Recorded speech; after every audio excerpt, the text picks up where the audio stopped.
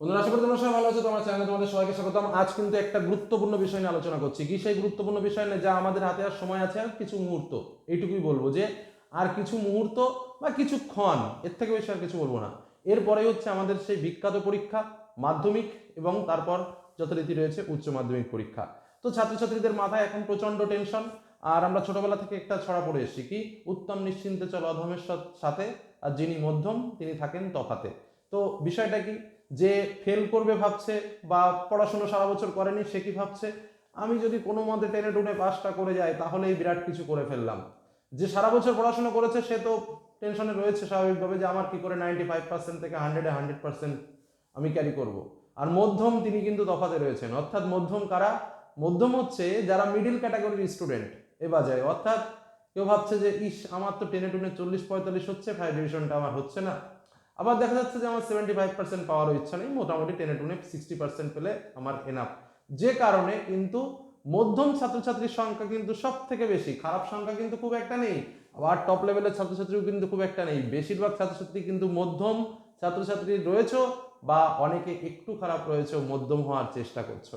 তো আজ ঠিক তাদের জন্য এই ভিডিও। মধ্যম মানেই বুঝতে পারছো আমাদের টার্গেটটা কি রয়েছে, ফার্স্ট ডিভিশন মার্কস কি করে পাবো মাধ্যমিক এবং উচ্চ মাধ্যমিক। তবে একটা কথা বলে রাখি, মাধ্যমিক ছেলেমেয়েদের তো ফার্স্ট ডিভিশন মার্ক এখন হাতের মোয়া, উচ্চ মাধ্যমিকদের উচ্চ মাধ্যমিকদের ফার্স্ট ডিভিশন তো এখন হাতের মোয়া হয়ে গেছে। মানে একটুখানি যারা বই খুলে জীবনে পড়াশোনা করেছে তারাই ফার্স্ট ডিভিশন পায়। মানে স্কুলের যে রেজাল্ট যখন বেরোয় তখন তো আমরা দেখি সেকেন্ড ডিভিশন থেকে ফার্স্ট ডিভিশন বেশিরভাগ স্কুলে বেশি থাকে। অর্থাৎ ফার্স্ট ডিভিশন নিয়ে অতটা চিন্তা করার কোনো কারণ থাকে না।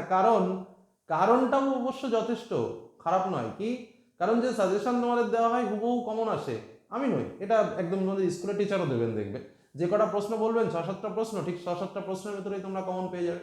তবে হ্যাঁ, মাধ্যমিকের জন্য একদম ফ্রিতে ফার্স্ট ডিভিশন মেলে না, একটুখানি কষ্ট কিন্তু করতেই হয়। একটুখানি ভাবনা চিন্তা করে কিন্তু পড়াশোনা করলে ফার্স্ট ডিভিশন পাওয়াটা কোনো কঠিন ব্যাপার নয়। আর তার সঙ্গে যেটা তোমাদের অবশ্যই বলার, সময় তো হাতে খুবই অল্প, অল্প একটু সময় আছে। এই সময় কি করে ফার্স্ট ডিভিশন পাবো? অনেকে ভাবছো স্যার পাবো না। আমি বলছি, যেটুকু সময় আছে এই মুহূর্ত থেকে এই ভিডিওটা শেষ হওয়ার সঙ্গে সঙ্গে সেই কথাগুলো মানতে পারবে। যদি মানতে পারো তুমি ফার্স্ট ডিভিশন পাবে, যদি না পাও পরে কমেন্টে এসে জানিয়ে দিও স্যার আপনার কথা মানতে পেরে পারিনি, বা মেনেছি কিন্তু এই ফার্স্ট ডিভিশন পাইনি। তুমি আমাকে বলো, আমি গ্যারান্টিতে কথা বলছি, আজকের ভিডিও দেখার পর থেকে এই মুহূর্ত থেকে যে কথাগুলো বলবো সেই মুহূর্তগুলো যদি তুমি পরীক্ষার আগের দিন পর্যন্ত বা পরীক্ষার আগের মুহূর্ত পর্যন্ত তুমি যদি কমপ্লিট করতে পারো, তাহলে যেটুকু সময় আমার হাতে আছে সেইটুকু সময়ের মধ্যে আমি ফার্স্ট ডিভিশন পেয়ে তোমাকে দেখিয়ে দেবো। কারণ খুব বেশি বিষয় নয়। চলো মূল আলোচনায় প্রবেশ করি। তার আগে বলি, মনে মন স্থির করো, লক্ষ্য স্থির করো। টার্গেট সেই অর্জুনের তীর ছোড়ার মতো বিষয়টা। একদম যেদিকে তাকাবো ঠিক সেই বিন্দুতেই তাকাবো, অন্যদিকে আমি দিকভ্রষ্ট হব না।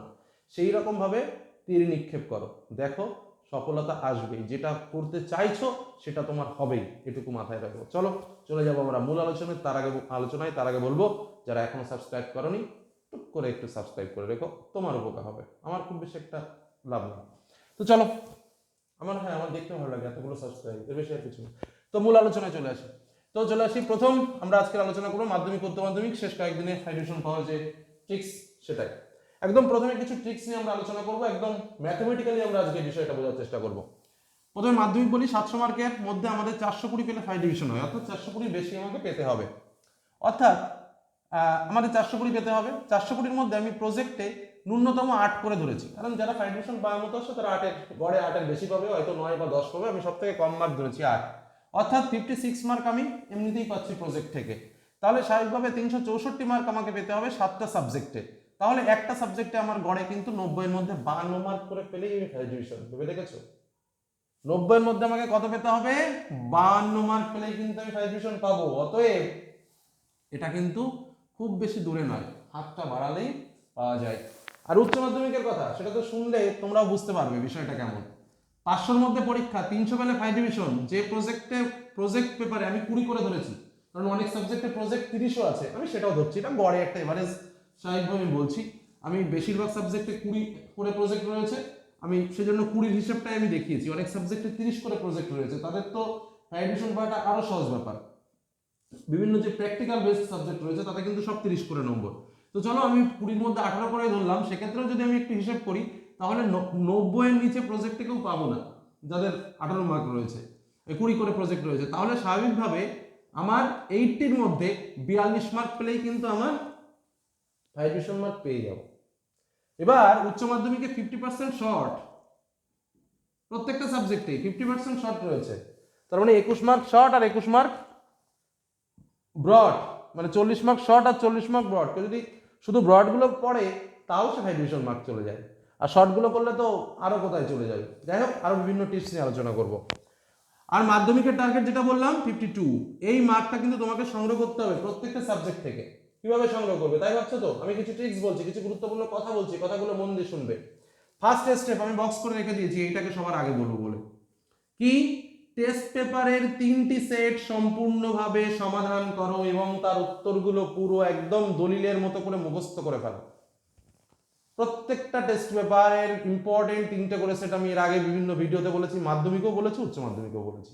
সে টেস্ট পেপারের মধ্যশিক্ষা পর্ষদেরও করতে পারো, এমইটিরও করতে পারো, যা খুশি, যার কাছে যে টেস্ট পেপার আছে, বা আমি যে পেজগুলো দিয়েছি সে পেজও করতে পারো, আমার পেজ যদি ভালো না লাগে অন্য যে কোনো পেজ তাও তুমি করতে পারো।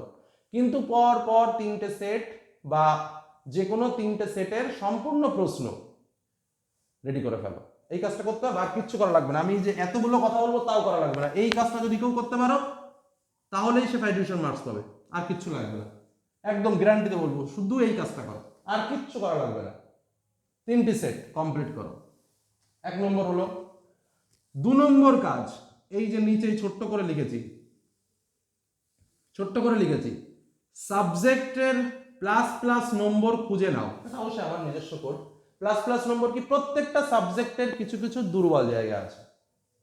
দুর্বল জায়গা মানে কি? মানে যেখানে সাবজেক্ট দিতে প্রস্তুত যে আমি নম্বরটা ধরে রেখেছি খোকা, তুমি এসে নম্বরটা নিয়ে নাও।